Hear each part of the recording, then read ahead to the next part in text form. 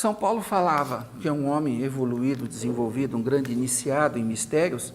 Ele falava assim: o bem que eu quero fazer eu não faço, mas o mal que eu não quero fazer, este sim eu faço. Esse é o dilema de todos nós. Não há ninguém nessa sala, em nenhum lugar do mundo, que não se arrepende de alguma coisa que fez. Porque o intelecto é neutro. O intelecto nos traz a compreensão, mas não nos traz a medida da correta ação. Porque nós estamos presos a toda uma natureza. E eu quero aqui então trazer o conhecimento de um livro extraordinário chamado Vivekachudamani.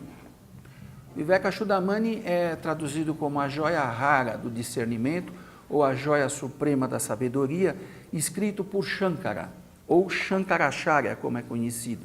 É um título, Acharya é um título. Shankara surgiu mais ou menos em 800 anos depois de Cristo. Morreu, uns dizem com 29, outros com 33 anos, e deixou as obras mais importantes que a Índia produziu. Uma delas é essa. Shankara era um mestre tântrico, não no sentido tântrico comum da palavra. E ele se compôs com os brahmanes e fez esse livro que é uma das bases da Vedanta Advaita, apesar dele não ser vedantino. E o Shankara fala uma coisa que explica o grande dilema de São Paulo. Ele fala, eu vou falar nas minhas palavras: a mente, quando está suja e poluída pelos desejos, é uma péssima patroa. Mas a mente, quando está limpa e cristalina, é uma ótima serva. A gente tem que refletir muito sobre isso. Porque se eu, dentro da escala evolutiva, eu tenho a mente que me permite acelerar a minha evolução e me autorrealizar através de uma força de vontade, eu também tenho que entender que a mente mal utilizada, ela me leva para o abismo. Isso é muito importante. Então, veja bem, a gente pode pôr uma mente instintual, o intelecto e a mente espiritual. Teosoficamente, a gente fala a mente iluminada por Budi, pela sabedoria do espírito. Então, se a gente se polariza para as coisas mundanas, se envolve para os desejos e por assim afora, a mente, ela passa a ser escrava desse processo e nós perdemos controle sobre a nossa vida. Teve um yogi muito importante que ele falou que o pensar contínuo, desenfreado e descontrolado é a inflamação, ele causa a inflamação do cérebro. O que todos nós queremos como paz de espírito é ter uma mente serena. Nos incomoda muito pensar quando a gente não quer, mas muitas vezes a nossa mente parece um vespeiro. A gente não detém a mente. Nessas horas nós perdemos nossa paz, nosso equilíbrio. Então, o grande divisor de águas está na mente. Isso não é uma grande novidade. No livro Bhagavad Gita, um clássico da Índia antiga, que é a conversa de Krishna e Arjuna, o mestre e o discípulo Arjuna diz ao mestre: é mais fácil controlar os ventos do que serenar a mente. E isso ocorre com muitos de nós. A gente, às vezes, não consegue de jeito nenhum parar a mente, principalmente em certos momentos da vida tão difíceis que a gente sofre com isso. E aqui vem uma revelação importante para alguns, que a partir dela a gente vai começar a desenvolver nosso raciocínio sobre especificamente o que eu quero apresentar. Quando a mente está serena e tranquila e purificada, ela tem condições de expressar o potencial universal que cada um de nós tem. Nós não nos damos conta disso, porque a nossa mente está tão entretida, nós vivemos num mundo tão técnico. A gente compra um aparelho e já fica lá em cima dos manuais, vendo como aperta botão. Hoje em dia, a gente tem uma atividade intelectual muito grande e a gente não se dá conta. Algumas vezes nas nossas vidas, a mente serenou por algum motivo e foram momentos de profunda paz em que a gente entra num estado alterado de consciência, que é o nosso verdadeiro estado. Esse sim é o verdadeiro estado, que a gente não tem domínio, porque entra muito poucas vezes nesses estados. Mas, enfim, quando eu consigo serenar a mente, tranquilizar, purificar a mente, o potencial superior de cada um pode se expressar, transformando o homem, autorrealizando o ser. A vida no universo envolve um grande e profundo mistério que precisa ser descoberto por cada um. Conheça Sofia, a revista que veio ampliar horizontes, desbravando as fronteiras do conhecimento na busca do saber e da paz interior. Informações pelo telefone 0800 61 0020. Sofia, porque uma nova era exige uma nova consciência. Esse princípio universal que eu me reportei quando falei da astronomia, a gente chama um eu superior, um eu espiritual, E e U maiúsculo. E eu no sentido de uma entidade, de uma individualidade, que passa por um processo isolado, ou seja, partindo de si próprio, e não como disse, em coletivo, como os animais, e esse eu é o nosso eu central. A teosofia chama de Atma, o hinduísmo também chama de Atma, mas vamos chamar no nosso eu espiritual. Esse eu espiritual, quando ele se manifesta num corpo, ele gera um produto que não é artificial, mas é uma projeção, que é o chamado ego psicológico. O ego psicológico, na realidade, ele não é uma entidade que tem raízes, ele surge da relação do eu maior com o corpo. Seria a mesma coisa que a gente vê a nossa imagem na televisão. Eu não sou a imagem, aquilo é uma projeção minha na tela, né? Pois bem, é o eu psicológico que afirma e reafirma o tempo inteiro com desejos e com a sua própria identidade. Você não vê as pessoas falar, eu não dou para aquilo, e disso aqui eu não gosto, nunca gostei disso, não é eles, não é ele fulano, não é ele eu superior, não é ele eu espiritual. É a cultura, a criação, os hábitos, os gostos que ele levou, os gostos que ele tem pela vida. E daí surge a maior pedra no caminho de todo ser humano na face da Terra, porque ele se identifica com o corpo. Essa é a maior heresia que todo ser humano se depara. Eu sou fulano, eu sou Fernando, né?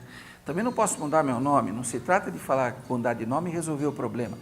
Mas é a identificação tão grande com os veículos que a gente perde de vista o quê? A nossa verdadeira natureza. Isso é chamado, no ocultismo, a grande heresia. E é essa grande heresia que é responsável pela miséria humana, é responsável pelas guerras, porque as pessoas, quando acreditam que elas são separadas dos demais e que elas têm vontades próprias que são melhores que as dos outros, elas realmente partem para a briga. Elas partem para a guerra. Todo o sofrimento humano vem porque as pessoas perdem de vista a sua verdadeira natureza. Existem várias passagens, tem uma passagem de um lama que foi esfaqueado, e aí o médico chegou e falou assim, nós precisamos chamar o médico. Ele falou, não, se eu chamar o médico, ele precisa dar parte na polícia, porque faz parte das leis locais, e não vai dar tempo de o ladrão fugir. E o ladrão fugir, se o ladrão não fugir, ele vai preso e pode ser morto pela polícia. Vamos esperar ele atravessar a fronteira. Dado um certo tempo, ele falou, pode chamar o médico. Quando chamaram o médico, era muito tarde e o lama morreu. Que estranho para a nossa cultura. Ele estaria errado? Será que por aquele bandido na cadeia resolveria o problema do mundo? Claro que não. Eu não sou monge, eu não agiria desse jeito, mas ele, dentro do dharma dele de monge, agiu. Então, existem pessoas que dão sua vida. É aquilo que Cristo fala, né? Não é olho por olho, dente por dente. Dá um tapa, oferece outra face. Isso tem em todas as religiões, em todos os sábios. Então, a gente tem que começar a entender que existe uma realidade baseada num nível diferente de existência. Tá certo? E ela só é vencida quando a pessoa vence essa grande heresia, eu sou fulano. Não é muito fácil, não é mesmo. Tanto que São Paulo reclama, ele quer fazer o bem, não consegue, mas o mal ele faz mesmo a contragosto, né? Essa dicotomia é tão antiga que desde 6.000 anos atrás o yoga tenta resolver, ou a yoga, tanto faz. A yoga, antigamente na Índia, antes de Patanjali, ele era um conhecimento transmitido de discípulo, de mestre a discípulo. Não era escrito. E essa transmissão se fazia boca a ouvido, muitas vezes, e era uma tradição mantida em vários lugares da Índia. Em alguns lugares, elas eram ensinadas nas clãs. As clãs tinham um preceptor que ele transmitia o conhecimento do yoga. O yoga aí não são só asanas, não. O yoga é a forma de trabalhar a energia que nos é dada na nossa concepção, né? Nós temos duas energias quando nós somos concebidos. No hinduísmo é Shakti e Shiva, né? Mas depois a gente fala sobre isso. O yoga, comumente conhecido, a gente traduz como o superior se entrosando com o inferior. Yugi vem de junção, yuki, né, a palavra. Então, o yoga seria a união do superior com o inferior, desse eu universal que todos nós temos, que é comum a todos, que nos dota igualmente do mesmo potencial, com o eu inferior, a personalidade. Agora, para vocês verem como isso já incomodava 6.000 anos atrás, o segundo aforismo de Patanjali, ele fala: yoga é a supressão das modificações da mente. Ele já começa a falar da mente. Esses vértices, como eles chamam, esses estados de centros ativos na mente. O senhor Roy Mehta fala um pouco diferente, a dissolução dos centros ativos da mente, para a mente serenar. Porque a mente serenando, a gente já disse agora há pouco, quando a mente está serena e tranquila, ela permite a expressão do potencial superior do homem. Então, o segundo aforismo de Patanjali, o primeiro ele fala, isto é yoga, e começa a falar. No segundo aforismo ele fala, yoga é a supressão dos movimentos da mente. É sério. É simples, muito. Não é tão fácil. Tudo que é verdadeiro é simples, mas às vezes não é fácil. Bom, quando chega no 10º aforismo, 12º aforismo do mesmo livro, o Patanjali, que quem codificou todo esse conhecimento, ele fala que essa supressão é conseguida pela prática persistente e pelo desprendimento. E é aí que as coisas complicam. É aí que eu quero começar a trazer alguma reflexão, pelo menos nova para mim. As práticas, a gente precisa entender muito bem o papel das práticas na nossa vida. Por quê? Senão a gente confunde fins com os meios. Tem pessoas que se especializam tanto na prática que esquecem qual é a finalidade desta prática. Isso é uma coisa cômica, mas é um fato. Tem pessoas que ficam 20 anos fazendo uma asana e conseguem. E depois, daí o que eu faço? Não sei. É um pouco de exagero, né? Porque também quem está muito avançado na yoga sabe o que está fazendo. Mas para nós, de um modo geral, o que eu quero refletir com vocês é o seguinte. Se nós perdemos de vista que todos os meios, eles têm uma meta única, tudo que a gente faz tem um efeito minimizado. Não é que não é importante. A meditação é muito importante. Eu, pelo menos, tento meditar sempre. Mas eu meditar pela mera atividade da meditação, sem levar em conta que isso é um instrumento para chegar a um certo estado, o efeito fica minimizado. É isso que eu quero começar a discutir com vocês, tá certo? O Sr. Krishnamurti, até o Marcos Rezende, nosso irmão Marcos tem falado tanto sobre os ensinamentos de Krishnamurti, de forma tão interessante. O Sr. Krishnamurti, ele aponta para um aspecto muito interessante. Cuidado com o vir a ser psicológico. O vir a ser psicológico é mudar 6 por meia dúzia. Então eu quero me espiritualizar, minha vida não está boa, eu sinto que falta eu me desenvolver, falta eu me desabrochar, eu ser uma pessoa de mais recursos pessoais. Aí eu vejo que aquele fulano ali é um fulano muito desenvolvido, ele faz uma porção de asanas difíceis. Eu falo, bom, se eu fizer as asanas, eu vou ser tão evoluído espiritualmente, ou tão desenvolvido quanto ele. Me ponho a fazer asana, respiração, pranayama, uma série de coisas, mas eu perco de vista que eu tenho que serenar a mente, justamente porque ocorre um princípio da expressão do princípio superior. Então existe uma meta, e essa é a meta mais séria, que todo estudante que quer se transformar e se autorrealizar, ou seja, realizar o potencial universal em níveis mais profundos, ele não pode perder de vista.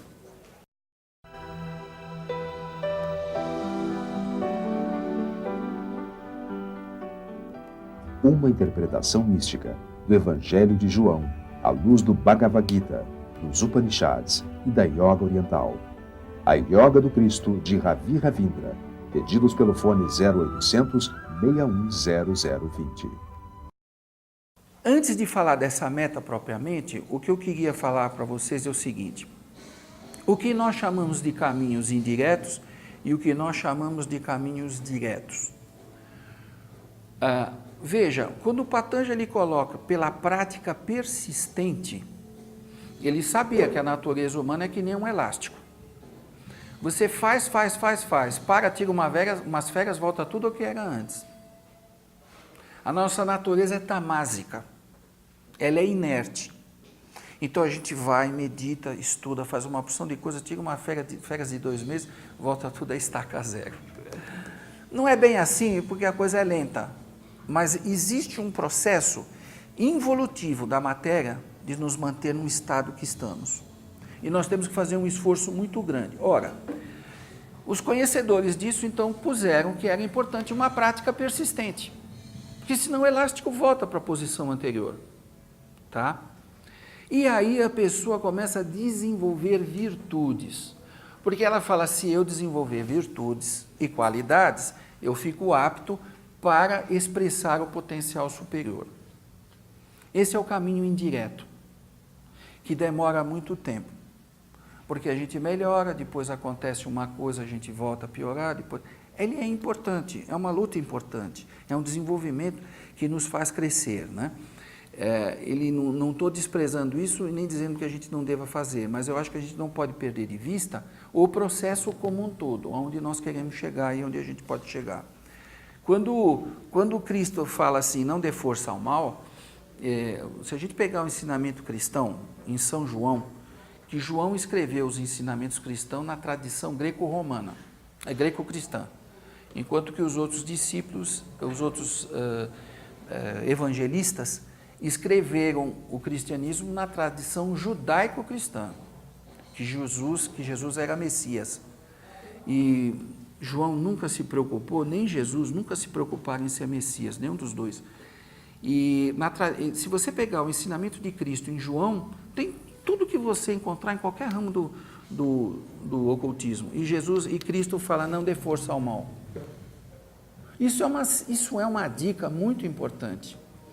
Nós temos que tomar cuidado na autotransformação, de não ficar voltados tanto tempo à nossa natureza inferior, aos nossos defeitos, que a gente fortalece em vez de enfraquecer.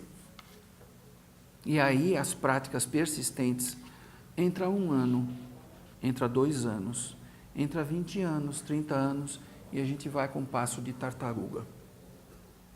Não dê força ao mal, isso é uma coisa importante.